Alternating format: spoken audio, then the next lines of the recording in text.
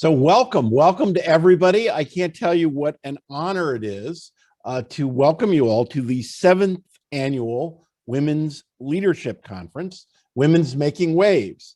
And we have a fantastic panel here today. The topic is breaking barriers to personal success. And I think it's safe to say all of the panelists have not just broken down barriers, they've busted and jumped over all sorts of barriers. Each of them is at the very top of their fields, but at the same time, in doing that, they've done such good. They've really transformed the world around them.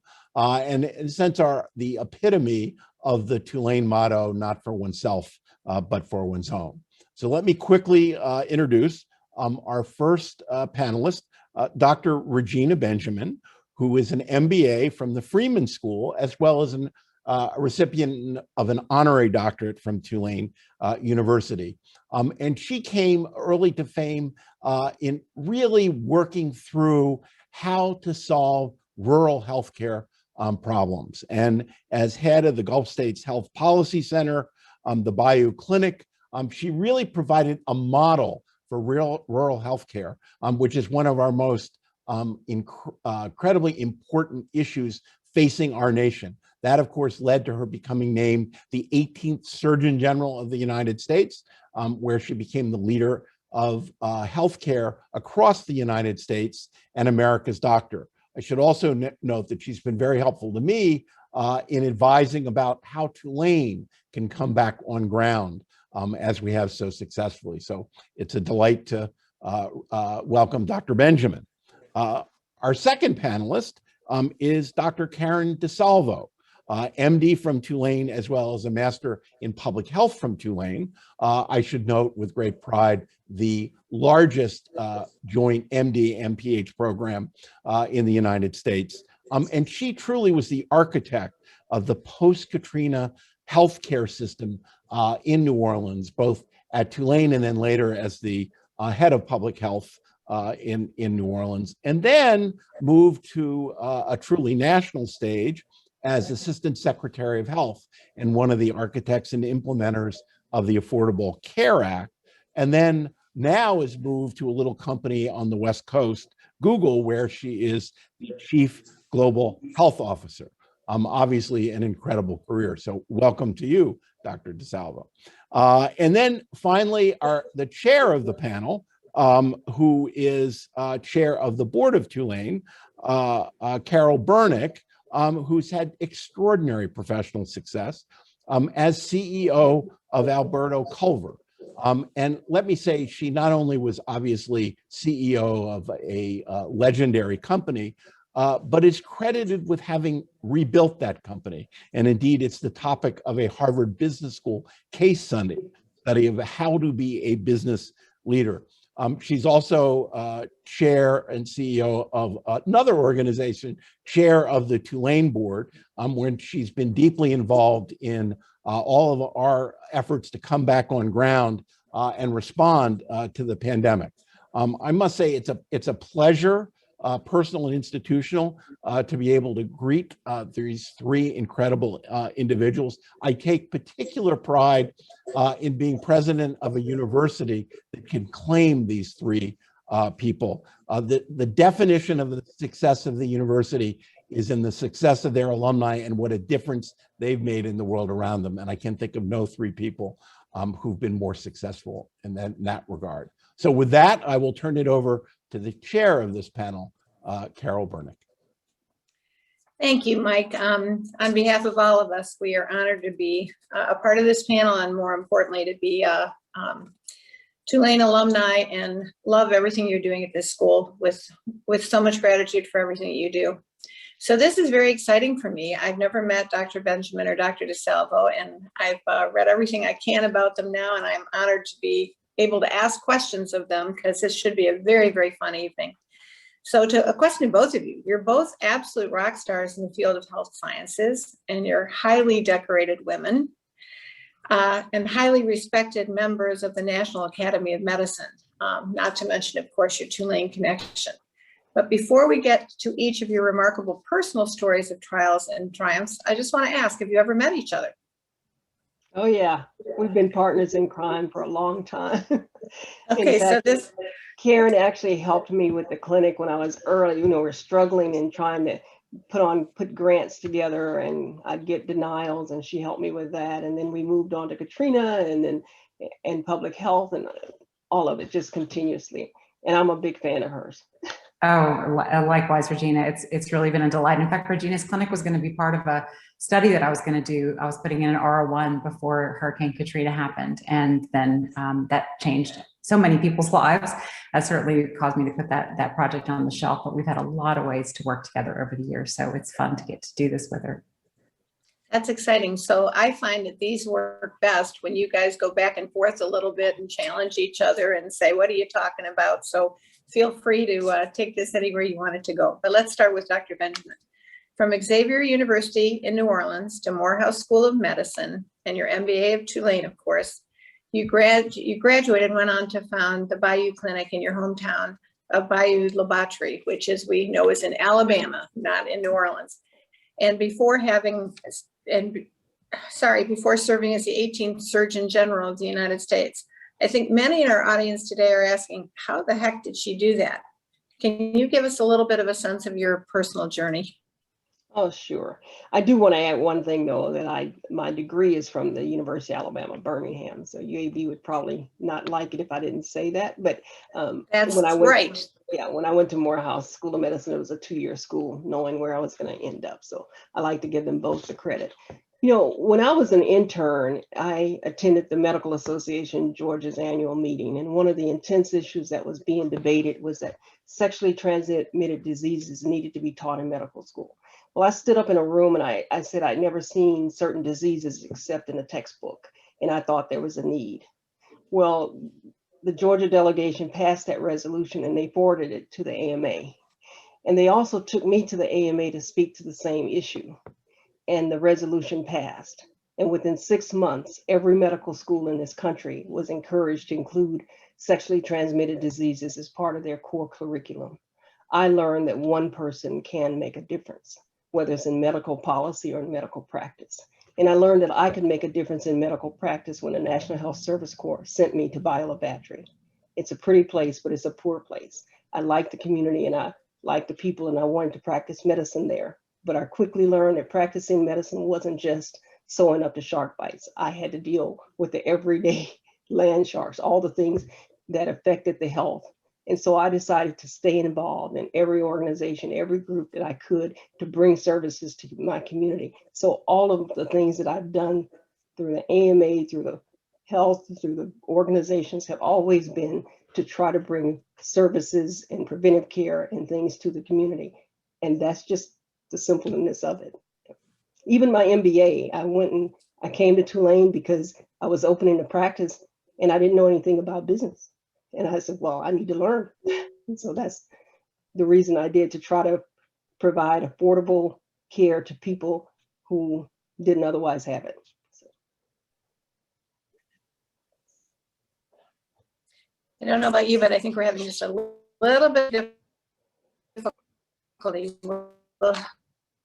We'll keep going and hope that internet is impressive and makes all of us feel that perhaps we can do just about anything we want to do. Dr. DeSalvo, healthcare and health sciences have played such an important role in your career.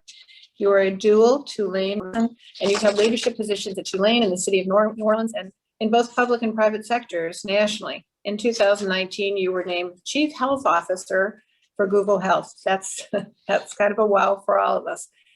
Can you walk us through this incredible path that you've taken, please? Well, I think very much like what Regina shared, so much of what's driven me has been a desire to improve the health of not only my patients, but their community, because I think like her and many others in primary care, we know that so much about health is where you live and learn and work and play. And so marrying together the idea of direct patient care and medicine with public health and public health practice has been always coupled for me. Even back in college, I worked my way through school in the public health department. and learned then how important it is to really understand community and context if we want to think about not just addressing the acute health needs, but bringing health over generations. And so each step of the way has just been another opportunity, as we say in Silicon Valley, to scale. So taking care of individual patients, then being involved in the faculty at Tulane and teaching other doctors and other parts of the healthcare team to take care of patients. Even if I wasn't in the room, I knew that there were good people doing that. And working in public health practice in New Orleans was a chance to care for community, do that at the national level in public health and in the government. And coming to Google has got a global scale that I have to say, honestly, I'm still getting accustomed to.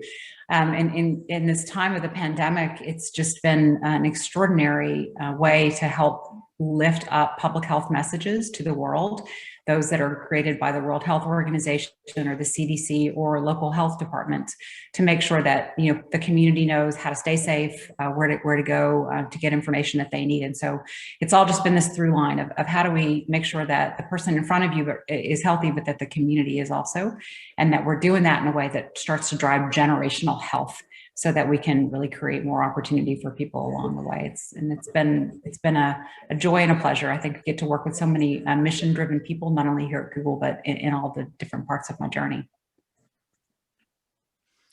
That's fantastic. Thank you for sharing that. So to both of you, we can't really have a conversation without addressing the unprecedented year we've all been through, medically, financially, even socially. It's been nearly a year since Tulane had to depopulate its campus due to the pandemic, and every part of the country, frankly, every part of the world, I guess, has had its own challenges in the face of COVID-19. But both of you were born and raised in the Gulf South, and you started your careers here. What are some of the unique challenges faced by this region? And do these challenges present an opportunity for young aspiring leaders in healthcare? Regina?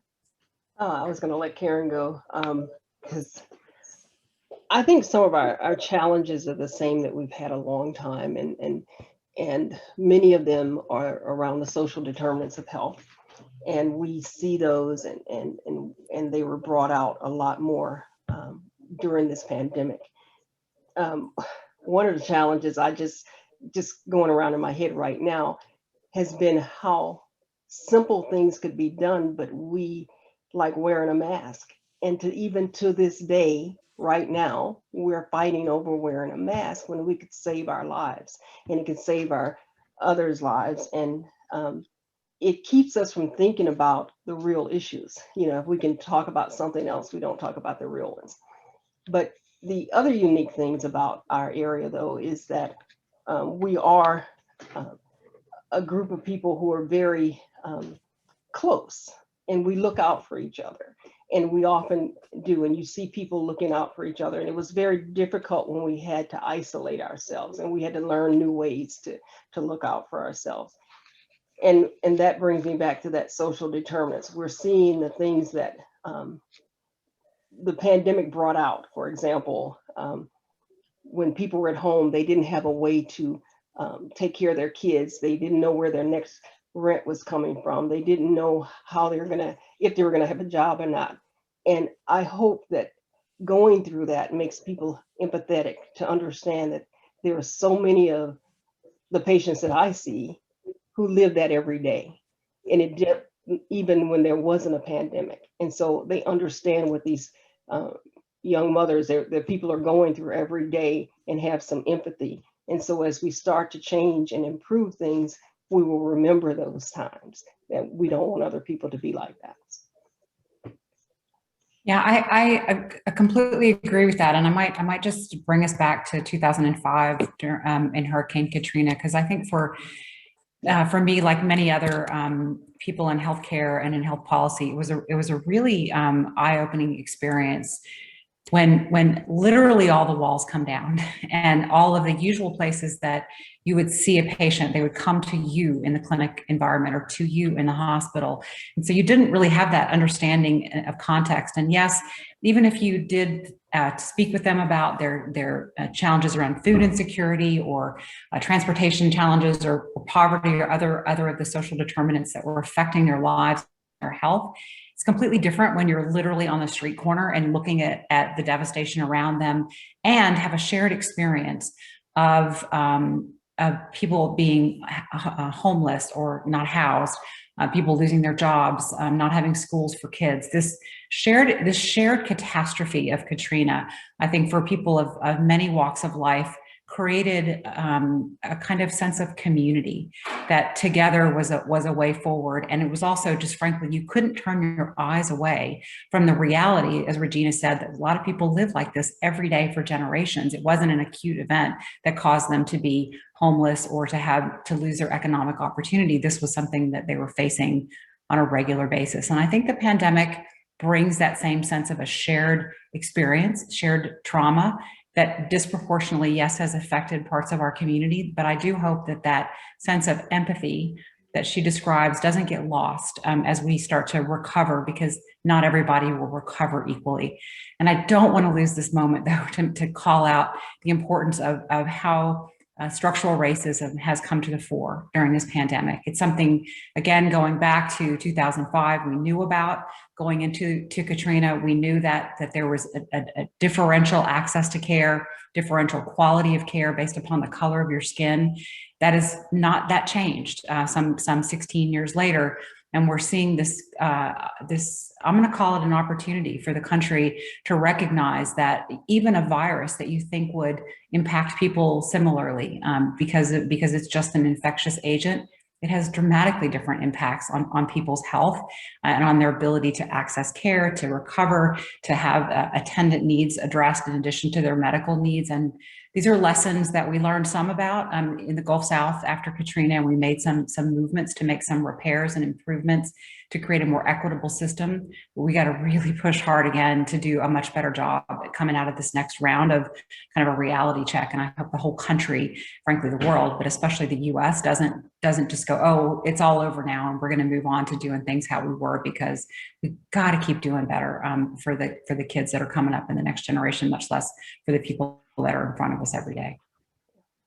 I could not agree with you more. And some of the examples of that humanity that we see in our cities, it gives you the shivers. I mean, honestly, it's really, really good stuff. And it doesn't go away when this is over. And we're going to have a lot of problems to solve also, because massive job loss and moms and, tough situations. So let's move on to the next question. I don't want to leave you with a downer. We are very resilient, particularly here in this region. We're extremely resilient. And if there's a way to be found, we're going to find it. Oh, I'm so glad you said that. And I completely agree, Regina. I think what we learned even coming out of this, the Katrina catastrophe, was that together we can do more and do better. There was so much great rebuilding that happened, not only in healthcare, but education and other sectors. And I see a lot of opportunity for us to do that going forward. But this is part of also what Regina was talking about the closeness of the community here, there. Sometimes I talk about it like I use gumbo as the analogy, because I got some Cajun in my blood. And like if you make a community gumbo where everybody brings a good thing and puts it in the pot, it's better than if you just had the one ingredient alone. And we even know with gumbo you can thin it out with a little water and feed more people. So there's just lots of ways that I think the culture will enable us to work better as a community in the Gulf South. But it does take work and it takes intention. And I think it's going to take everybody remembering that each step of the way we got to make improvements for everybody. A little bit. I've had the privilege of being on the board of Northwestern Healthcare for 25 years and serving as their chair for 4. And I know when this pandemic started, this whole question of how long would it take to get a vaccine? I mean, it's amazing what we can do when we put our time and money and heads together. And, the announcement today that we would see all adults vaccinated by May is, amazing. And the partnership between companies that are usually competitors is really fantastic. So very, very tough times, but amazing what we can do when we put our hearts and minds to it. So hopefully, we'll learn and grow out of this. So a question that I think we're all just a little curious about. You both held positions with the federal government, and Dr. Benjamin served, of course, as Surgeon General from 2009 to 2013 under President Obama. And Dr. DeSalvo served as Assistant Secretary for Health and Services from 2017. And both positions must feel like you're constantly under a microscope in the public eye. Can you help us understand what that felt like, or some of your more uncomfortable moments? It might be fun to hear. You go, Karen. Karen? Well, I'll start by saying I love public service. So even when there were difficult times, public service to me is you're there, you're community first.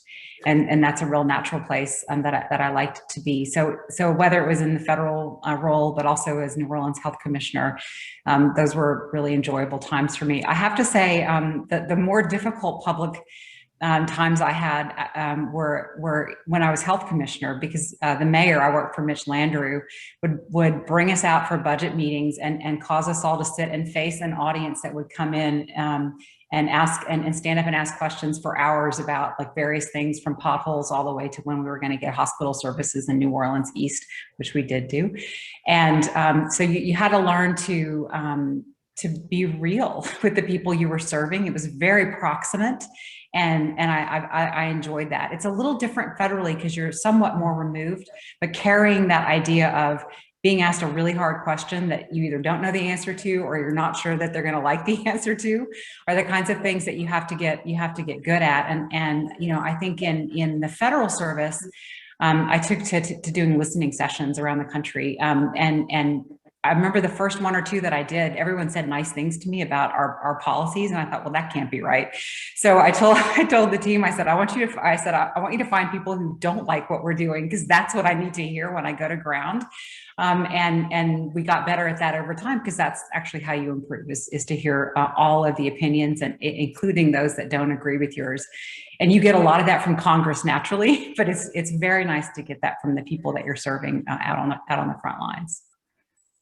Great. Yeah, I agree with that totally, every one of those. But you know, with women, one of the things many of the women will appreciate is oftentimes you'd be in a room, you're an only woman, and nobody listens to you. You say something, they don't hear you. It's like you say it, and 5 minutes later a guy says it, and that's a great idea, Jack. And so I went from that to going to in the public where they hang on every single word. It's like, if I say, well, you know, physicians should do that, somebody is always, what about nurses? What about dishes? What about whatever? Why didn't you say those? Or if I said, I think, you know, chocolate is okay, Dr. Benjamin thinks chocolate is wonderful. It's like every single word they hung on, going from not being heard to now you have to watch and be careful how you not offend somebody and get the right thing across.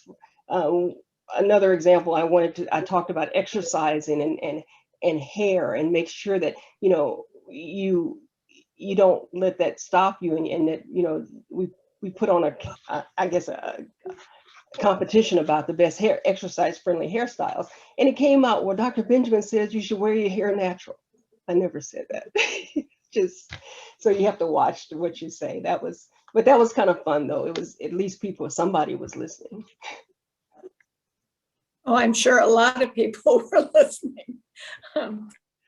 Let's go back to Tulane. What attracted you guys to Tulane? And surely you had lots of opportunity to go anywhere you wanted to go. What's a favorite memory? What thing it made? Well, I'll be really brief. I didn't know anything about business, and I got this little card in the mail. And so I was like, oh, I'll go to business school then. You know, I didn't even know what an MBA was. And so the most memorable memories are with my class and my classmates who took me through it. Oftentimes I'd want to give up, and they, you know, the team would really take you through it. And we really bonded closely.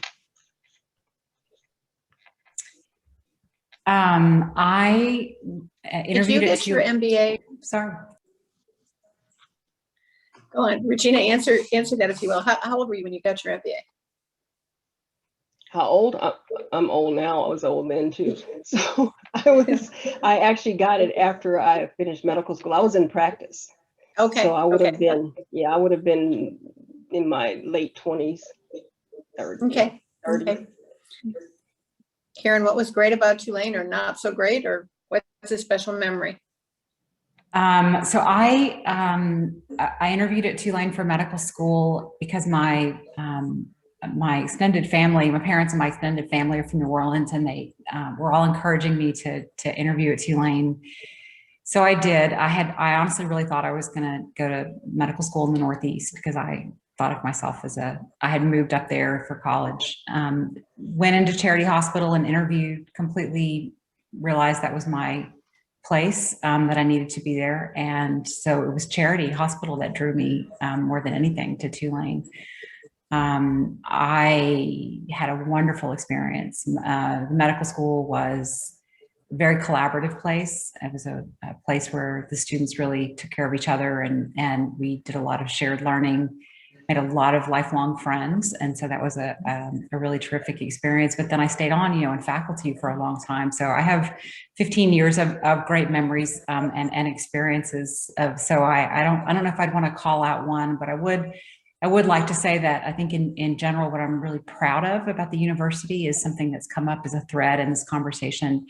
And that is that over the course of time, the university has become very much more and more community oriented and thought of itself as a part of the fabric of not only New Orleans, but the surrounding areas. And I think it's a really important mindset for not only the work that we do, but for our students. I think they get a terrific experience, more so even than I did as a med student. We were more in our ivory tower, but now they're much more integrated. And I think that benefits them as well as I hope benefits the community. So I'm proud of a lot of the moments, and I think that there's been a lot of good that we're going to hopefully continue to do as a part of being in New Orleans. And I agree with you. I think the whole social entrepreneurship program that's become such an important part of Tulane, it does a wonder of good for the students, but it's also a major draw, which is so fun to see, because these young people, they want to do good. They want to make a difference. And we, to be able to do it in a place like New Orleans, come on, how fun is that? And it's just been a wonderful.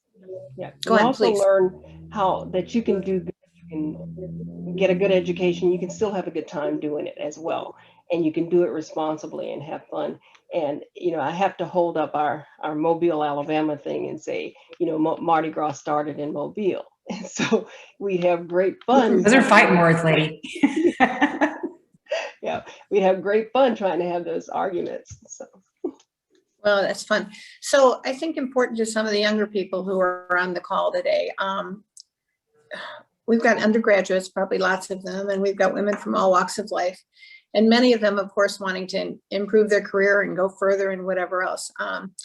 And mentorship is such a critically important part of all of our lives. Can you talk about that a little bit? Did you have mentors growing up? Do you have mentors still now? Do you mentor other people? How's that work?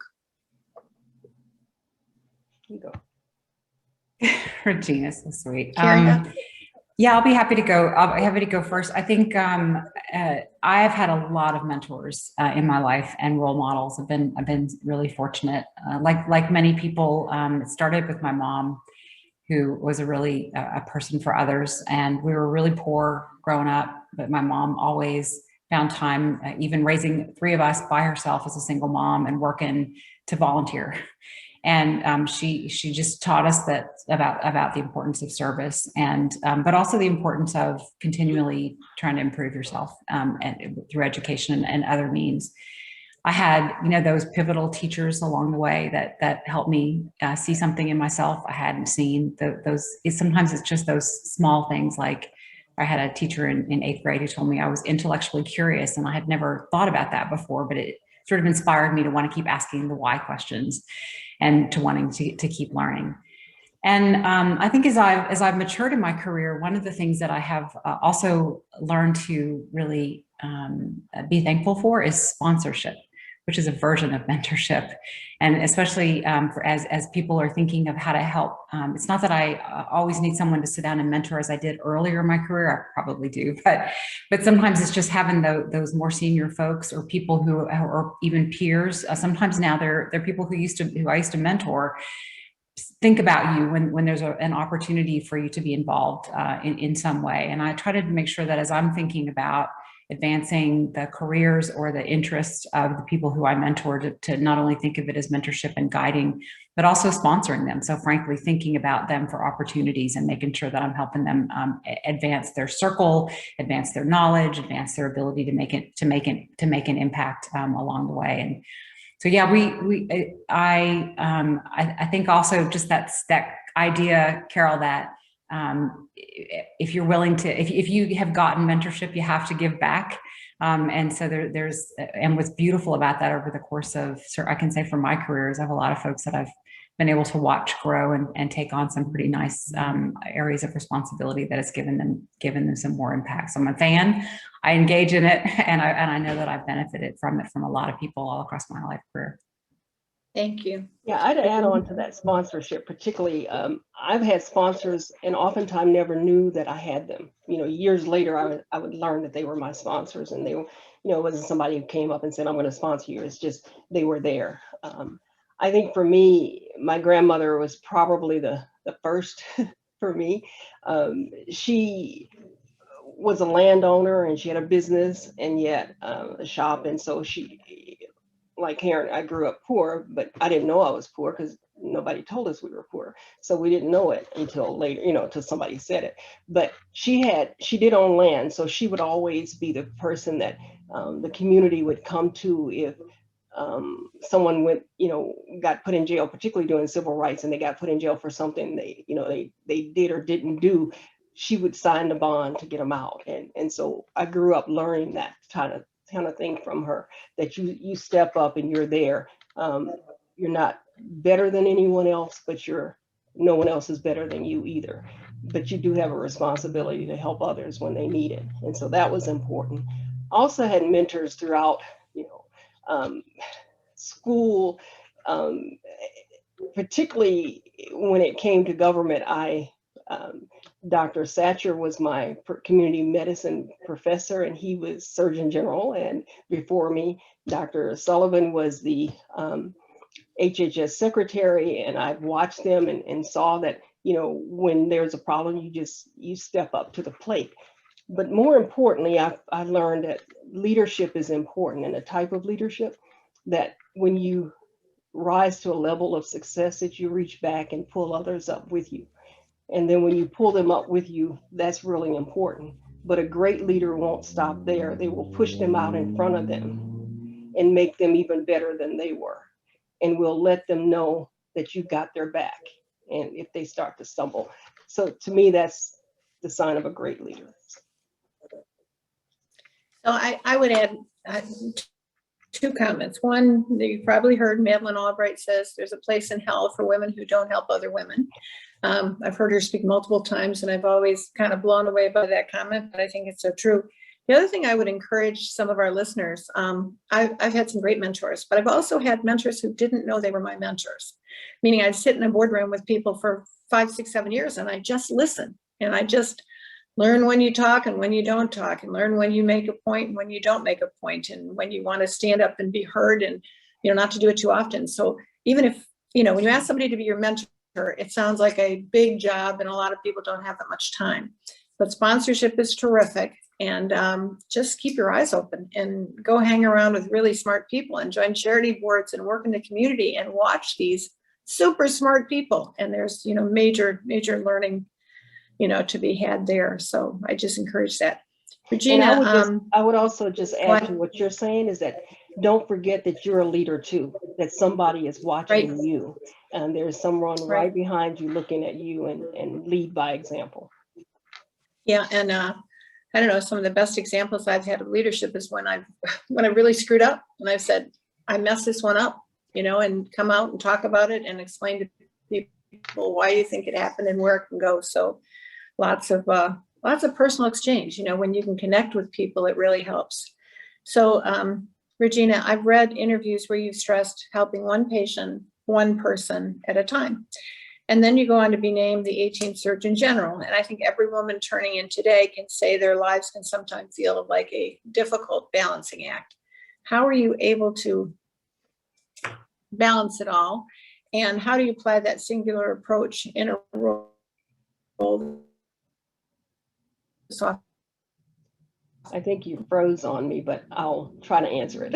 So one patient is just as important as any others. Tell us what you want to tell us. Okay, when I became, as a physician, when you're one-on-one with that patient in the room, nobody exists except you and that patient. And you're looking out for the best interest of that patient and trying to do the best you can with that patient and their health. When it came to Surgeon General, I just had 330 million Americans as my patient. And everyone is different, everyone is unique, but they all have similarities and you treat them the same way.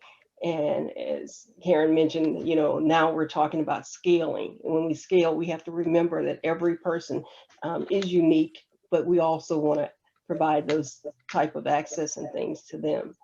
The other thing about, I guess you had asked about how, I think I'm forgetting it now, how it's different. It's the same. People know when you care, and that's what matters, that you care, and they can feel that and you can feel that. And I get energy from my patients, so it's like I get more than they get.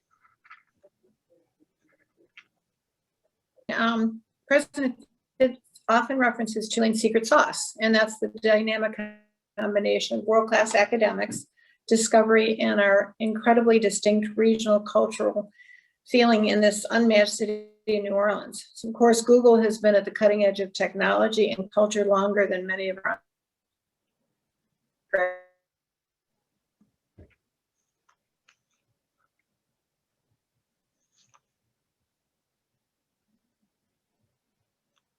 live in Mountain View. I don't know, are we frozen? Can you all hear me? We were frozen briefly. Okay, sorry. Did you hear what I said? I got to the part about Google, and then I didn't hear the punchline question. I'm sorry. I said, what's the secret sauce of Google? Why does it work? It grows so amazingly. What's the secret over in Mountain View? Google is a fascinating place to work. I think, first of all, it's that old adage, Carol. It's hire great people and let them do amazing things. Certainly over the course of years, they've been fortunate to have world-class engineers and others creating solutions to problems that people are facing.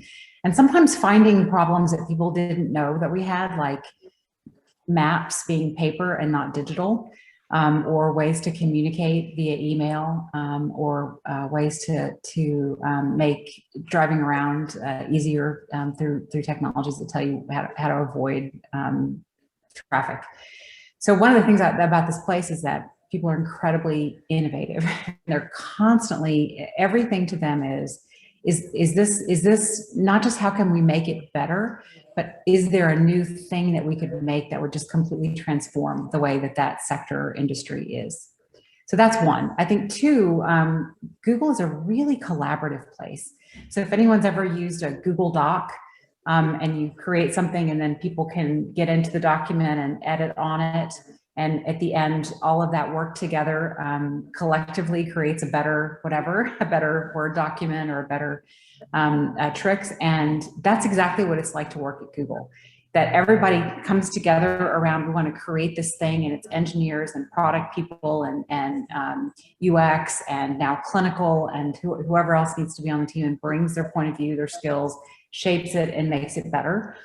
In almost real time. So it's a very fast-paced, very collaborative environment in which to work, and I love that. It was very much like some of the other places that I've worked in the past. What's different for us now is that we're at scale around the world, and we have scale or more employees, some 120,000 around the world, and so that just that makes it. The complexity of finding those golden hours of time zones to work together. I think we're learning more and more how to be a global multinational corporation, frankly, which has been an interesting time to join the company. So it's, I think the secret sauce, honestly, though, just going back to that, is just brilliant people who don't think the status quo is okay and want to do good to make the world more seamless, more facile, more accessible, and in our case, like for health, democratize health for people all around the world. You know, I could not agree with you more. And y'all probably know that Tulane is on a wonderful growth path right now. And the momentum of Mike and his cabinet and where we're going, it's very exciting and a fun thing to be a part of. But, you know, the whole collaboration aspect of what's happening at the university is such a big part of that. And Mike and his team bring that forth. And deans who collaborate, you know, silos are not welcome any longer, right? And it's a wonderful place to be, you know, and it's you hire to that culture and you build that culture. And that's, for any of you looking for a job, that's what you want. You know, you don't want to be in a place where people are in their own silos, and, you know, because innovation doesn't happen that way, and innovation is what the world's about. Totally agree. And it's at those bridge spaces where some of the most exciting stuff can happen. And yeah, starting to create new fields. So I love that Tulane's been really embracing that kind of idea. Okay, Regina, we talk about a growth mindset within the Tulane family, and an individual with a growth mindset sees a problem and an opportunity or even a failure and tells themselves, I can do that. I can tackle those issues and I can grow. There's no I can't, both personally and professionally. And Dr. Benjamin, you practically lived that. You've had to build and rebuild your clinic in Bayou Laboratory after hurricanes and storms and fires. What lessons did you learn from these catastrophes? And is that something that helped you as you rose to national prominence? Sure. And you just learn every day from their opportunities. Every time we had a hurricane, we rebuild and we rebuild better, or something, we learn something better. And it's usually the experiences around the people that you learn from, and not the event itself. When, I don't know, it's amazing how people would say, well, why didn't you just give up the clinic or whatever? But I remember after a fire, you know, we had Katrina, we rebuilt, and anyway, there was the building burned to the ground the day after New Year's. The next day, while the fire people were there and the fire dogs and all the embers were there, it was devastating. But one of my patients sent me an envelope by her granddaughter, and it had $7 in it, and it said to help rebuild the clinic. And I realized it wasn't about me. I was going to figure out how to get that clinic back because of people like her. And that has stuck with me forever, because even if I sit in a boardroom, because I'm on some corporate boards, I want to make sure people like her are being heard, and that if we're doing a new technology, that she has access to it, or her granddaughter has access to it. So all those type things stick with you. And it's what you learn from the people, not necessarily the event. Okay, a question to both of you. So today's conversation is really about breaking barriers, and you both certainly fit that bill.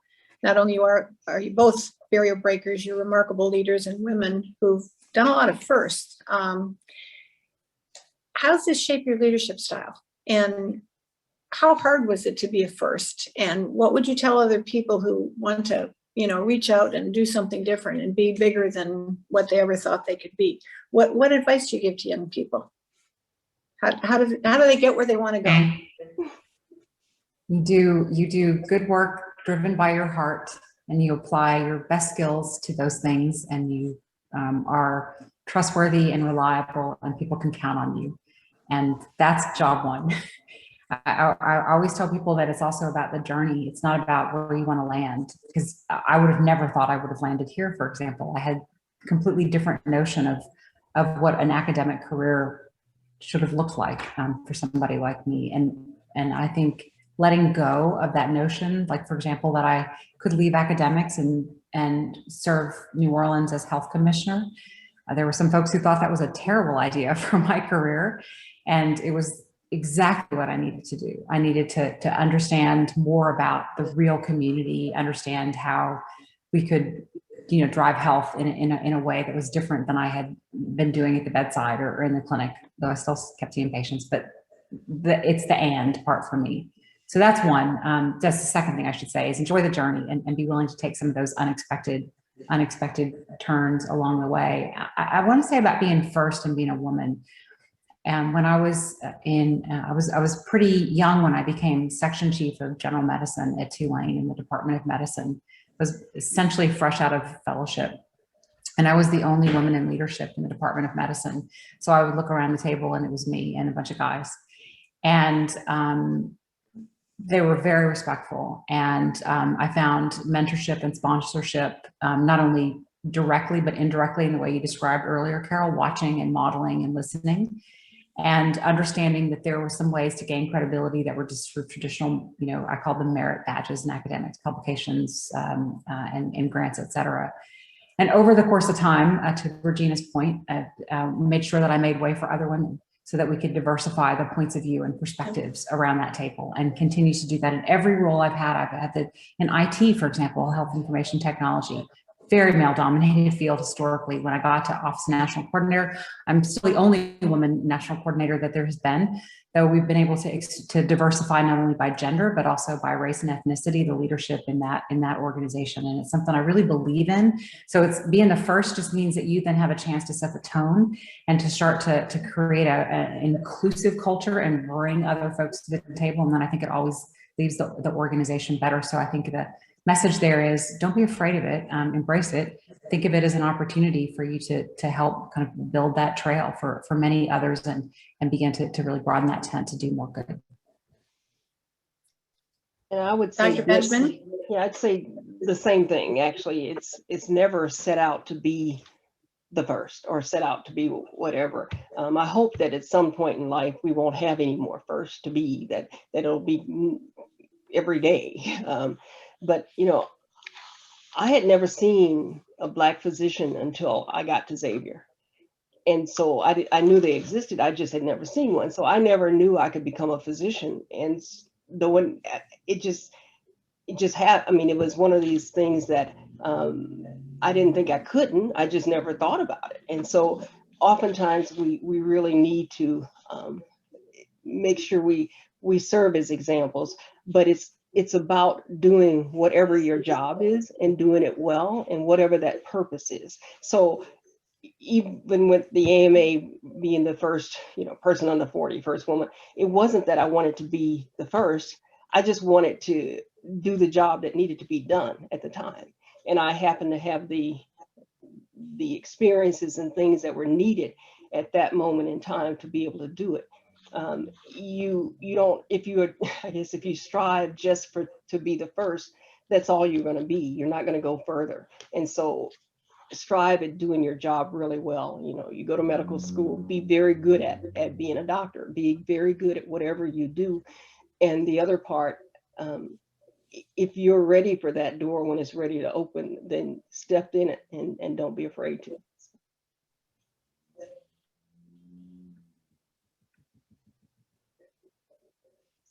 So you both said, don't be afraid. I want to tell you a story. I hope she doesn't mind that I tell it. I was at a family business conference, and we were up in Aspen Mountain with our kids, our grown, our 16 and older kids. And Penny Pritzker is up on Aspen Mountain, and she's telling this story. And she said, so Barack Obama, who I knew, calls me up and asked me to be his finance chair. And I said, well, I don't. Penny ran family businesses, very successful on important boards. She goes, I don't know anything about raising money in a political campaign. Barack, I can't do this. I don't want to do this. How would I even know what to do? So she goes home and she tells her children and her husband that he called her and asked her to do this. She goes, I can't do this. And her daughter looked at her and said, Mom, what would you do if you weren't afraid? And it's like, that gives me the chills when I heard it then. It gives me the chills when I hear it now, because I can't tell me how many times I've said, when I was asked to be the first chair of Northwestern Healthcare, and Ed Liddy was it before me, and the head of Boeing is it after me. I go, I can't do this. This isn't something for me. What would you do if you weren't afraid? It's a very important lesson, and you both said, in so many words, don't be afraid. So I thank Penny for that all the time. I'd like to talk, we got just 5 minutes left, and I'd like to talk a bit more broadly about the role of higher education, specifically research and discovery, at academic institutions just like Tulane. Dr. Benjamin is the endowed chair in public health sciences at Xavier, and Dr. DeSalvo, you started your career as vice dean of community affairs and health policy at Tulane before eventually teaching at the University of Texas at Austin Still Medical School. So what role do you see for research universities playing as health sciences continue to grow and evolve? I mean, how important are the universities in this whole game of world health? So I'll be happy to start and say, I'm sorry, Regina, you want to go? No. Go ahead, Karen. I was going Karen, to go. say, this is one area that Google does not think it can reinvent. And so in the scheme of things, but rather we do a lot of partnering with academic institutions. And I think, boy, I don't even know where to start answering this, but if you just looked at the pandemic in context and think about the incredible value that academic research institutions like places like Tulane, where you have faculty like Bob Gary, are doing bench to bedside to community work in areas like virology that have advanced our understanding of not only disease transmission, but also of interventions for countermeasures like vaccines. That creates not only the bedrock of additional work that can be done to bring these tools to the field, but it's a pipeline of innovative trainees who can then learn from those direct experiences and then bring that to healthcare, to pharma, to life sciences, to the World Health Organization. And so it's, I think we've seen it all playing out, frankly, how important knowledge, evidence, research, strong research, and academic partnership is in not only coming out of a pandemic, but in what we have to do every day, which is really the last thing I want to say is how important partnership is. We've talked a lot about collaboration and partnership during this conversation. I think coming out of this pandemic, what I really hope is that the kinds of partnerships that have formed, whether it's between the public and private sector or academia and public health or technology companies like ours, that it sticks and that it gets stronger, because these are real opportunities for us to bring the best of the best to the table and I think continue to advance. So everybody's got an important role, but the universities, I think, are a critical piece and are going to get us back to normal in so many great ways. Appreciate that, Regina. Yeah, I'm going to go back a little bit to kids, particularly young kids, and making the pipeline. And institutions like Tulane can have their students out there in the communities to just show these kids what they can be and what they can become. We know that if a young person doesn't take algebra by the time they're in the 7th grade, they're going to go in a different path. When it comes to rural communities and minorities, we don't have enough going into health careers. Almost 25–30% of our population is minority, and less than 7% of the physicians are minority. That's the same percentage as during the Flexner Report of 1912. We really need to try to encourage these kids to go into health careers. So many of the programs and things that the university does is important. We also know that just getting a high school diploma improves your life expectancy and it improves your health outcomes. So all of those things.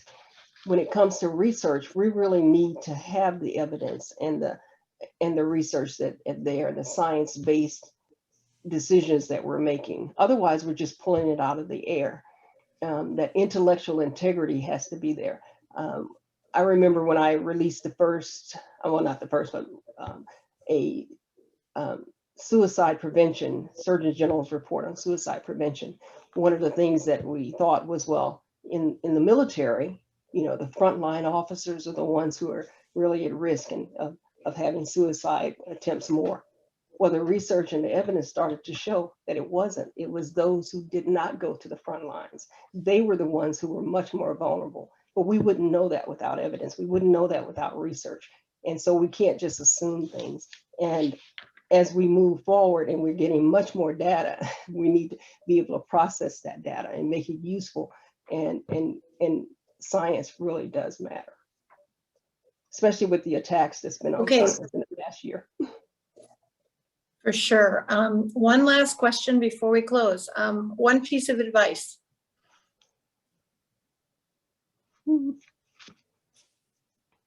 what would I give it advice? Let me think about it. What do you think, Karen?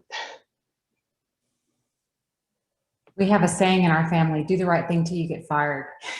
So that just means, you know, be mission driven, follow the truth, and do what you believe is the right thing, even if you think there may be some consequences from those who disagree with doing the right thing.